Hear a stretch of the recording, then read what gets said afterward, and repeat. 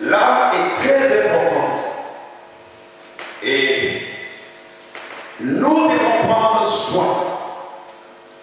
Parce que si l'âme est touchée, nous n'existons plus. Si notre âme est touchée, nous n'existons plus. Or, si le corps est touché, nous pouvons encore vivre. On peut t'amputer d'un pied ou d'un bras ou d'une main, mais tu continueras de vivre. Mais il suffit que ton âme soit touchée et que le sang commence, après un accident, sortir du corps. Lorsque le corps est vidé du sang, le corps n'est plus. On dit l'âme s'est retirée du corps. Pourtant, c'est le sang qui a coulé. Parce que le sang, c'est la vie. Le sang et l'âme, c'est la vie. Les deux composent la vie. L'âme et le souffle, c'est la vie. C'est pour faire attention à celui qu'on appelle l'âme. C'est un être vivant. Et nous avons besoin de prendre soin de l'âme. Je crois qu'on a longuement parlé de l'âme. On ne va pas tout le temps rester stagné. Nous allons évoluer. Et nous allons parler aujourd'hui de l'esprit de l'homme. Alléluia. Amen. Qu'est-ce que nous pouvons dire de l'esprit de l'homme?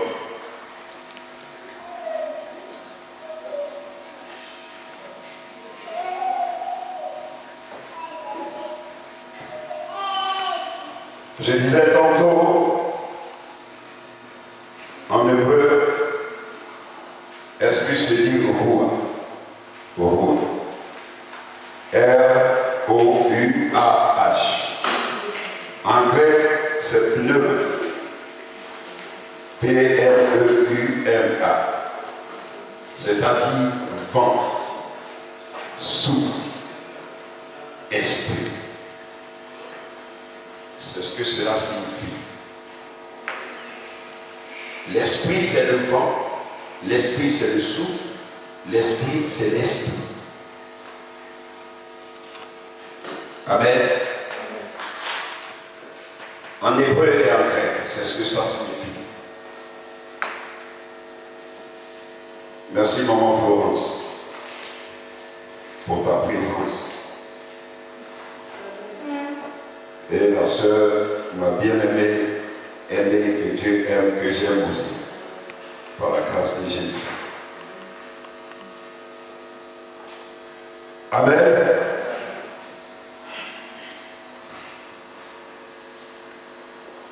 Donc, il faut que nous comprenions que, à la différence de l'animal, Dieu a soufflé dans les narines de l'homme son souffle. Dieu n'a pas soufflé dans l'animal un souffle de vie. Il a dit que l'animal soit la vérité. Mais avec l'homme, il a travaillé. Il a pris du temps. Parce que l'homme est un mystère de Dieu. Et donc l'homme ne doit pas se déconsidérer. Tu dois te considérer. Parce que tu es créé à l'image de Dieu et à la ressemblance de Dieu. Et tu n'es pas n'importe qui. Alléluia. Tu es devenu une âme vivante. Lorsque Dieu a soufflé en toi le souffle de vie, homme.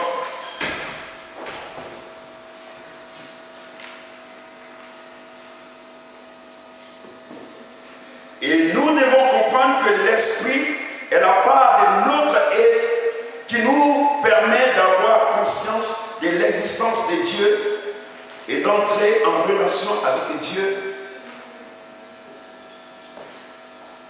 et d'avoir une communion avec Dieu.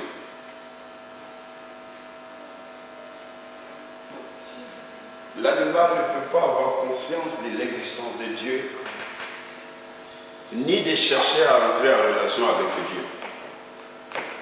Non.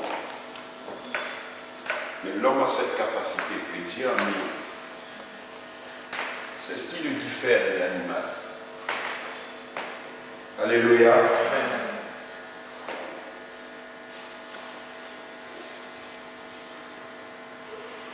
Nous allons comprendre quelque chose. Mes bien-aimés, dans l'esprit de l'homme, il y a trois entités, trois éléments très importants.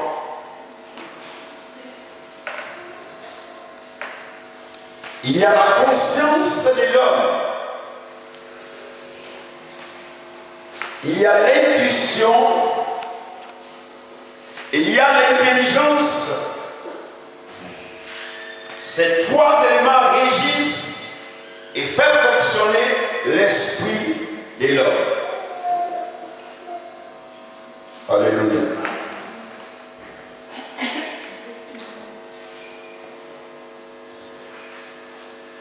Je parle de l'homme humain. Nous allons prendre 1 Corinthiens chapitre 2,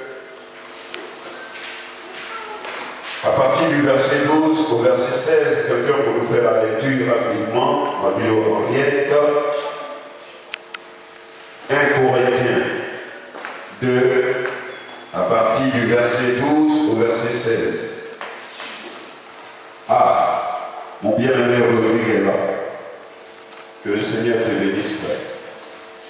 Je lis la parole dans le nom de Jésus, dans le livre de 1 Corinthiens, au chapitre 2, à partir du verset 12 à 16. Nous rendons grâce à Dieu.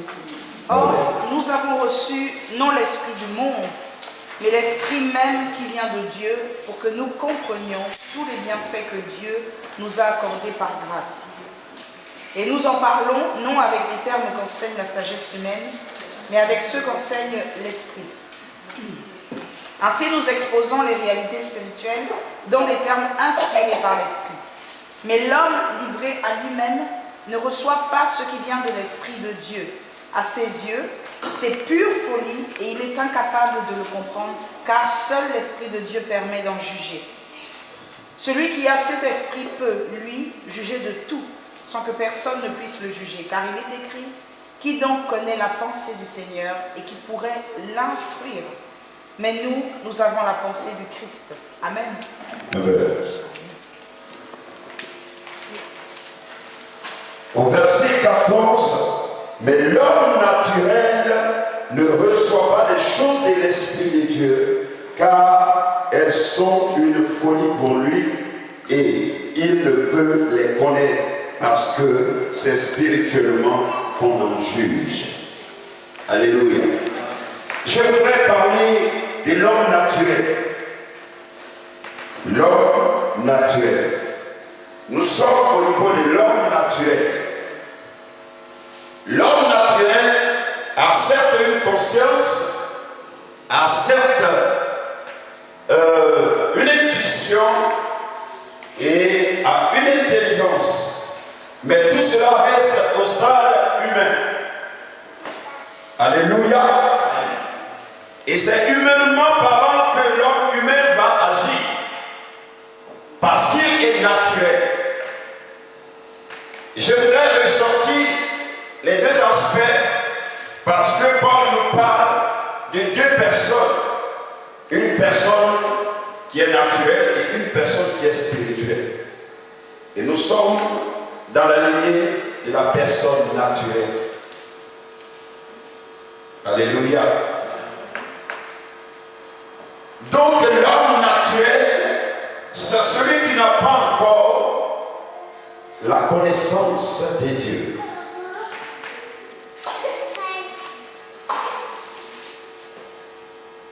Et c'est difficile pour lui de savoir quelles sont les choses de Dieu. Alléluia.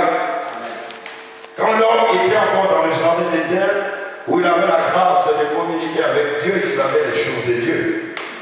Mais lorsque l'homme a chuté, il est devenu pécheur, il est devenu à l'état naturel.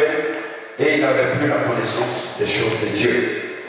Il fallait maintenant une procédure engagée pour accéder à ce niveau. C'est pourquoi je vous dis, ça ne sert à rien d'avoir un langage spirituel face à un homme naturel. Il aura du mal à te comprendre. Vous n'allez pas vous entendre. Alléluia. Parce qu'il est naturel. Et toi, tu es devenu spirituel par l'Esprit de Dieu. Alléluia. Mais on n'est pas encore au stade de devenir l'Esprit de Dieu parce que nous avons voir la procédure qu'il faut entreprendre pour devenir spirituel. Et c'est cette procédure que le monde manque. Et c'est pourquoi le monde reste naturel. Et lorsque nous parlons des choses spirituelles, le monde nous traite de fous ou de folles parce qu'ils ont du mal à comprendre les choses d'en haut. Sinon, ils ont du mal. Le monde a du mal à comprendre les choses d'en haut. C'est celui qui est spirituel qui peut comprendre les choses d'en haut, venant de la part de Dieu. Alléluia. Alors, dans l'esprit de l'homme, la conscience a un rôle capital. Qu'est-ce que la conscience nous amène?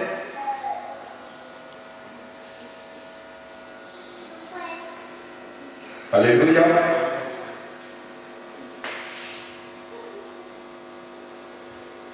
On intervient tous. Alors on lit des Jean chapitre 8.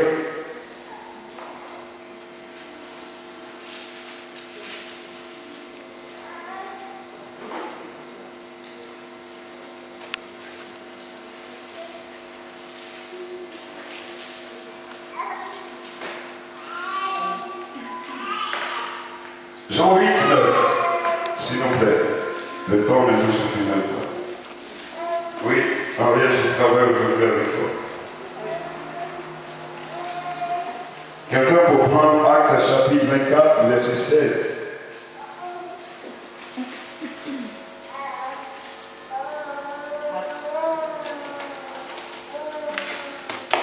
Je lis la parole de Dieu dans le livre de Jean 8, au verset 9. Amen. Après avoir entendu ces paroles, ils s'esquivèrent l'un après l'autre, à commencer par les plus âgés, laissant finalement Jésus seul avec la femme qui était restée au milieu de la cour du temple. Jean 8, verset 9. Amen. Amen. Si nous allons un peu plus haut, nous allons voir l'histoire d'une femme qui a commis l'adultère et que le peuple poursuivait pour qu'elle soit lapidée jusqu'à la mort. Alléluia. Amen. Et Jésus leur dit, ils croisent le Seigneur et ils veulent amener le Seigneur à se joindre à eux, c'est-à-dire attester leurs actes qu'ils vont poser, afin de voir et connaître la réelle position de Jésus-Christ vis-à-vis de ces choses, de ces doctrines du monde. Mais à la fois, quand j'ai lu ce passage, je me pose la question, on ne commet pas l'adultère seul. Où est le monsieur avec qui la dame a pu faire l'acte de l'adultère? Déjà, il y a un problème là. Alléluia. Mais ce qui nous intéresse ici, c'est que l'homme naturel a ses lois. Et Jésus va ramener l'homme naturel à prendre conscience des actes qu'ils sont en train de poser, les résolutions que le monde a essayé de mettre en place, de vouloir lapider cette pauvre femme. Jésus va leur dire simplement, si vous-même vous voyez en vous que vous êtes irréprochable, que vous n'avez jamais commis les péchés, allez-y jusqu'au bout de vos pensées. Jésus n'a rien fait. chacun commence le témoin oculaire. C'est pourquoi j'ai dit, c'est un bon témoin. Le véritable témoin à la fin des temps qui va nous amener à être jugés sévèrement, c'est notre propre conscience. Parce que notre conscience est témoin de toutes choses que nous commettons. Alléluia. Et leur conscience va leur ramener tout ce qu'ils faisaient eux aussi dans le secret. Et cela va les culpabiliser. Jésus ne les a pas arrêtés que vous n'allez pas toucher cette femme. Il a seulement dit, je vais parler à quelqu'un qui est votre témoin. Celui qui marche chaque jour avec vous. Partout, les frères et les sœurs ne sont pas, mais lui, il est toujours là, il demeure en vous. C'est votre conscience. Si vous êtes irréprochable, prenez les pierres que vous voulez prendre, lapider cette âme jusqu'à ce qu'elle meure. Alléluia. Parce que la loi de Moïse était là pour amener le peuple de Dieu à prendre conscience, à l'homme naturel de prendre conscience.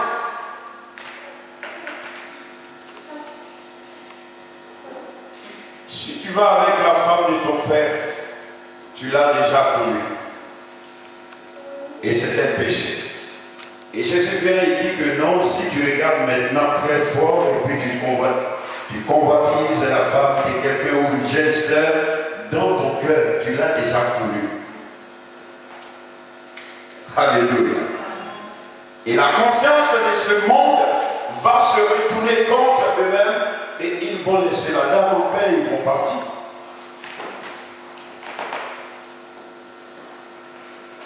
L'animal ne peut pas agir comme ça.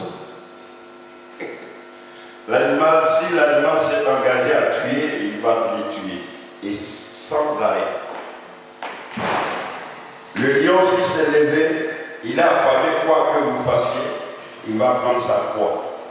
Jusqu'à aller là où il veut aller avec sa proie. Mais la conscience humaine a ses lois, ses règles. C'est la loi que Dieu a donnée à Moïse, qui est devenue la loi du monde. Parce que cela est en rapport avec la chair. La loi que Dieu a donnée à Moïse, c'est par rapport au désir de la chair. Pour canaliser les désirs de la chair. Pour s'opposer au désir de la chair. Pour dire non au désir de la chair. Alléluia. Gloire à Dieu. Et mes bien-aimés, voilà que tout le monde s'est dispersé. Notre conscience doit nous amener à dire non. Parce que nous savons qu'il n'est pas bon. Si ta conscience est consciente de quelque chose qui n'est pas bien et que tu vas jusqu'au bout, c'est dangereux pour toi. Si tu ne sais pas, ta conscience n'est pas encore consciente et n'a pas la connaissance de ce mal, Dieu te pardonne. Mais du moment que ta conscience elle-même est en train de te parler, le témoin oculaire de ta vie, qui te dit ne fais pas ça, tu le sais très bien que c'est pas bien. Moi, je ne veux pas que tu partes dans ce sens. Ta propre conscience est en train de lutter avec toi. Au lieu que tu laisses ton esprit grandir et dominer sur la chair, tu vas te pencher plutôt sur les désirs de la chair et aller droitement dans le mur en voulant satisfaire ta chair. Mais la première des personnes qui parlera contre toi, c'est ta conscience.